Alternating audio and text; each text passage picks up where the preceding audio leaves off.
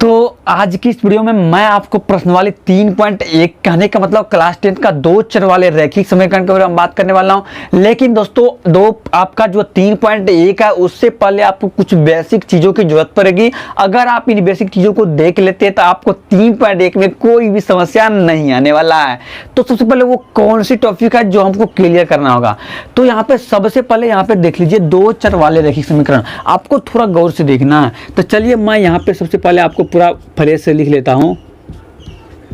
दो चर वाले रैखिक युग्म चैप्टर का नाम है रैखिक समीकरण युग्म या रैखिक युग्म। ठीक है, तो सबसे पहले आपको क्या करना पड़ेगा, ये समझाना पड़ेगा। ठीक है, जब आप ये समझ लेते हैं तो आपको आगे 3.1 में प्रॉब्लम नहीं होगी। तो यहाँ पे देखिए सबसे पहले दो चर, तो सबसे पहले आप चर समझ लीजिए आखिर चर कितना होता है। तो चर बताने के लिए हम क्या करना पड़ेगा, अचर भी बताने पड़ेगा। तो चलिए चर और अचर लिख लिया। आपको पता है राशि दो प्रकार का होता है, चर और अचर। तो चर में आपको आ गया एक्स वाई यानी ABCD से शुरू करके XY Z तक आ गया समझ में। और अचर में हम लेंगे 1 2 -4 2 मतलब इन्फिनाइट। ठीक है, तो चर अचर तो समझ में आ गया कि चर जो होता है A से लेकर Z तक में जो संख्या लिखते हैं वही होता है चर। अचर में हम ले लेंगे अचर पद 1 2 मतलब जो भी हो माइनस नेगेटिव सारा कुछ अचर में आ जाएगा। ठीक है, तो दो चर वाले अब आ गया रैखिक। तो रैखिक बहुपद आपको पीछे बताए थे, बहुपद चैप्टर अगर नहीं पढ़े हैं तो पीछे लिंक डिस्क्रिप्शन में दिया हुआ है और मैंने पीछे भी पूरा बहुपद चैप्टर को खत्म कर चुका हूं। ठीक है, तो जाइए पूरा एक एक सवाल का मैंने सॉल्यूशन बताया हूं और पूरा क्लियरिटी बताया हूं। ठीक है, तो लिंक भी आपको डिस्क्रिप्शन में मिल जाएगा एंड आई बटन पे भी आपको वीडियो का लिंक मिल जाएगा। ठीक है, तो रैखिक मतलब क्या हो गया, यानी घात 1 होना चाहिए। आ गया ना समझ में। तो घात 1 और चर 2, दो चर और घात 1 का युग्म। युग्म का मतलब समझ लेते हैं। युग्म का मतलब जोड़ा, पेयर। समझ गए ना, युग्म का मतलब जोड़ा होता है, दो जोड़ा। तो चलिए आप दो चर वाले रैखिक युग्म बनाते हैं हम। तो दो चर तो x और प्लस, चलिए मान लेते हैं 2x + y। तो इसमें क्या हो गया, दो चर वाले रैखिक समीकरण कब बनेगा, जब बराबर में 0। यानी कहने का मतलब आपको बताए थे कि रैखिक बहुपद होता है ax + b, व्यापक रूप आपको बताए थे बहुपद में।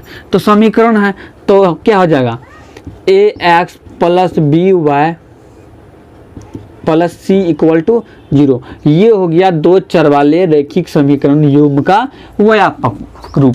ठीक है, ये इंपॉर्टेंट है जो सारा कुछ है, क्योंकि देखिए आज दो चर है तो दो चर कहता है तो दो चर, एक चर x एक y हो गया। और यहाँ पे कहता है युग्म, तो युग्म ही हो गया। और रैखिक, तो रैखिक क्या है, पावर नहीं कुछ तो 1, तो हो गया रैखिक। क्या रैखिक का मतलब होता है घात 1 और घात 1 है। आ गया ना समझ में, तो यही हो गया रैखिक। और यहाँ पे हम एग्जाम्पल भी ले लिए। ठीक है, तो ये हो गया, इतना आपको समझना जरूरी है। बस आपको 3.1 में जरूरत पड़ेगा यही रैखिक समीकरण बनाने के लिए कि ये दो पद होना चाहिए, दो चर होना चाहिए और जो होगा समीकरण रैखिक यानी घात 1 होना चाहिए। ठीक है, आगे समझ में। अब चलिए हम क्वेश्चन नंबर 3.1 का क्वेश्चन नंबर 1 को सॉल्व करते हैं। अब यहाँ पे देखिए, आपको देखना है क्वेश्चन नंबर 1, आप किताब को गौर से देखिए। ठीक है, कहता है आफ्ताब अपनी पुत्री से कहता है 7 वर्ष पूर्व मैं तुमसे 7 गुनी आयु का था। कितने गुनी आयु का था, 7 गुनी आयु का 7 वर्ष पूर्व। ठीक है, और अब से 3 वर्ष बाद मैं तुमसे केवल 3 गुनी आयु का रह जाऊंगा। तो सबसे पहले क्या करेंगे, दोनों के वर्तमान आयु को तो याद नहीं हुआ है तो हम मान लेते हैं। और ये कहता है बीजगणितीय और ज्यामितीय रूप यानी ग्राफ बनाने के लिए, तो हम बीजगणितीय हल कर देते हैं और ग्राफ आपको कर लेना है। ठीक है, तो चलिए शुरू करते हैं। तो सबसे पहले दोनों को मान लेते हैं। माना कि, यहाँ पे आपको मान लेना है, माना कि आफ्ताब जो है, अब मैंने यहाँ पे मान लिया, माना कि आफ्ताब की वर्तमान आयु जो है कितना है, x वर्ष, तथा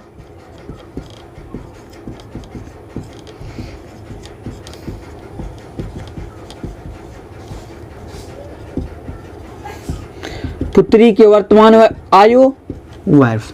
आगे समझ में, दोनों हम मान लिए। और यहाँ पे अब देखिए, यहाँ पे प्रश्नानुसार, प्रश्न जो कहता है उसके अनुसार हमको चलना है। ठीक है, प्रश्न कहता है कि 7 वर्ष पूर्व, तो सबसे पहले यहाँ पर निकाल लेते हैं 7 वर्ष पूर्व। तो 7 वर्ष पूर्व आफ्ताब की आयु कितना होगा? तो सबसे पहले यहाँ पे आपको ध्यान रखना होगा पूर्व और पश्चात, दो चीज दिया हुआ है, पूर्व और पश्चात। अगर कहा जाएगा आपका आयु अभी 10 वर्ष है और 7 वर्ष पूर्व, तो 7 वर्ष पूर्व के लिए क्या करना पड़ेगा? 10 माइनस 7 करना पड़ेगा यानी क्या करना पड़ेगा? घटाव करना पड़ेगा, माइनस करना पड़ेगा पूर्व में, और पश्चात में प्लस करना पड़ेगा। कहेगा ना कि अभी आपका आयु 3 वर्ष है और 2 वर्ष पश्चात, तो 3 2 5 हो जाएगा, यानी क्या करना पड़ेगा? प्लस करना पड़ेगा। आ गया ना समझ में? तो वही कहता है 7 वर्ष पूर्व, तो 7 वर्ष पूर्व आफ्ताब की आयु क्या हो जाएगा? 7 वर्ष पूर्व आफ्ताब की आयु कितना हो जाएगा? x माइनस 7 वर्ष, क्योंकि पूर्व में हम माइनस करते हैं और पश्चात में प्लस। तो चलिए आप पुत्री का भी निकाल लेते हैं।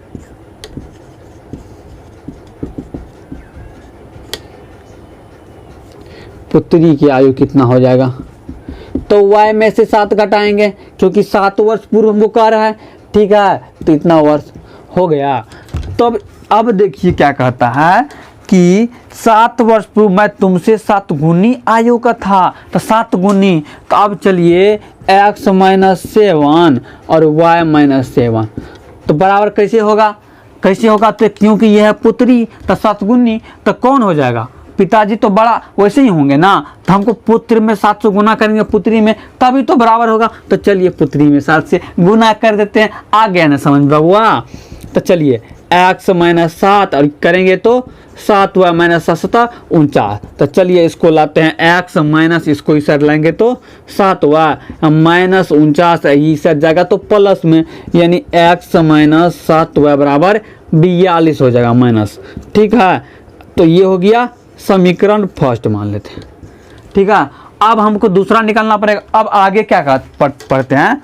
आगे कहता है कि अब से 3 वर्ष बाद मैं तुमसे केवल 3 गुनी आयु का रह जाऊंगा। तो 3 वर्ष बाद, तो चलिए यहाँ पे थोड़ा जगह यहाँ पे हो जाएगा।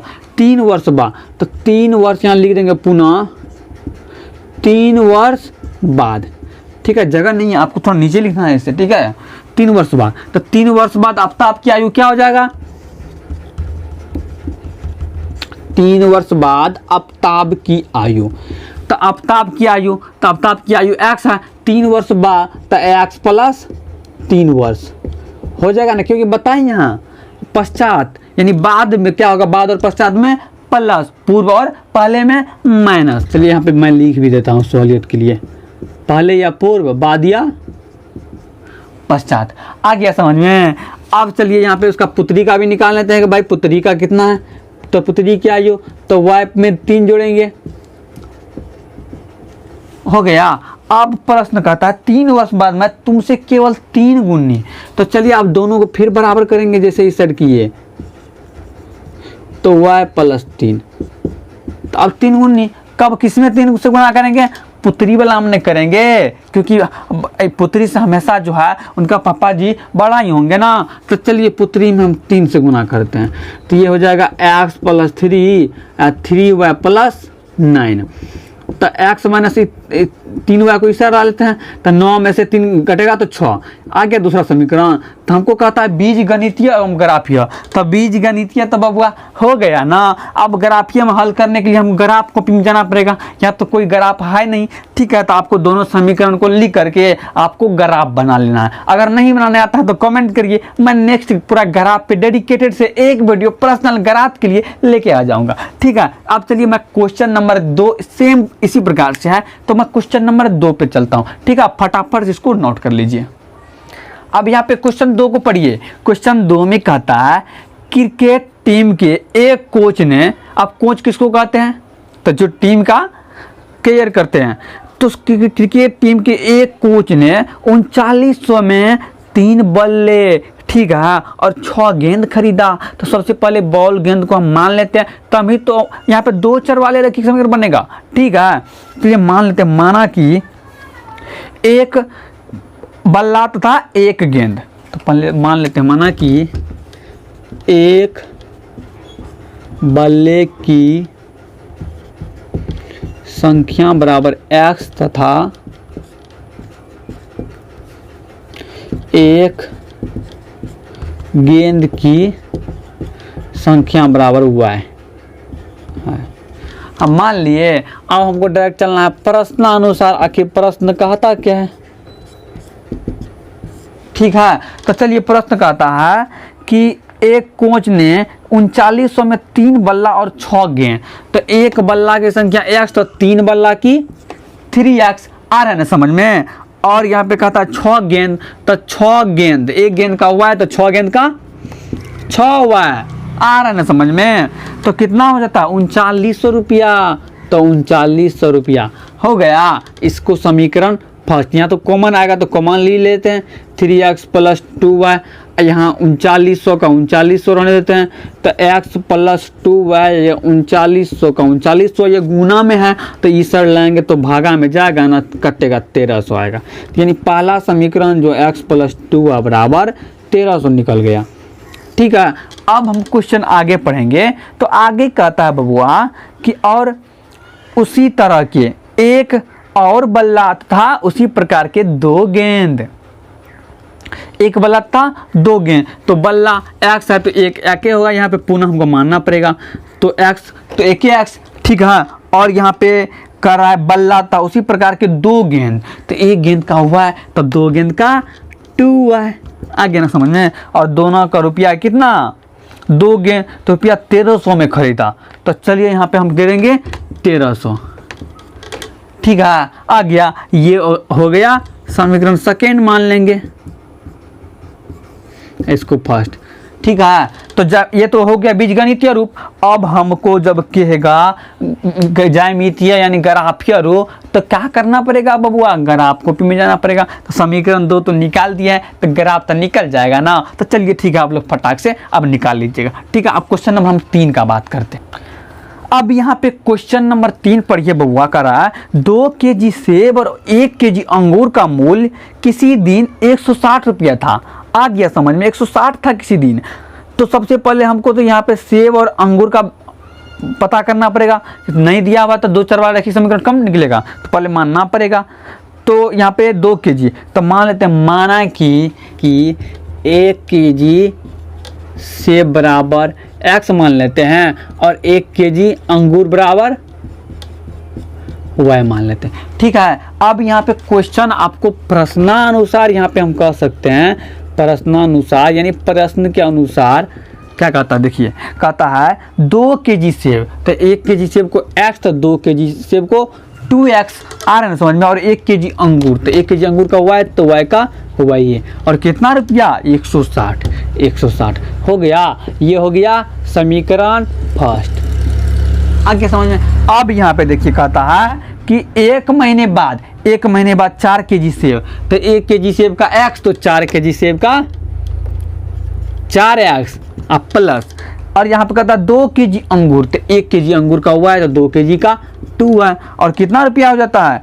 300 रुपया हो जाता है। तो चलिए 300 हो गया। अब यहाँ पे देखिए कुछ कॉमन आएगा, चलिए इसको छोटा कर लेते हैं कॉमन लेके, तो 2x हो जाएगा, क्यों 2 दूना 4x प्लस 2y। ठीक है, और 300 का 300, यानी 2x प्लस y बराबर, ये कटेगा इससे, यानी 150 हो गया। समीकरण सेकंड निकल गया। बीजगणित रूप तो मैं निकाल दिया। अब आपको क्या करना, मान बैठा के ग्राफ खींच लेना। नहीं आता है तो कमेंट करिए, मैं बता दूंगा। यानी कहने का मतलब आपका जो 3.1 है वो बिल्कुल क्लियर हो गया है कि नहीं? यानी 2 चर वाले रैखिक समीकरण में 3.1 क्लियर हो गया। अगर आपको बहुपद चैप्टर में कोई भी प्रॉब्लम है तो मैं सारा क्वेश्चन का सॉल्यूशन बता दिया हूं।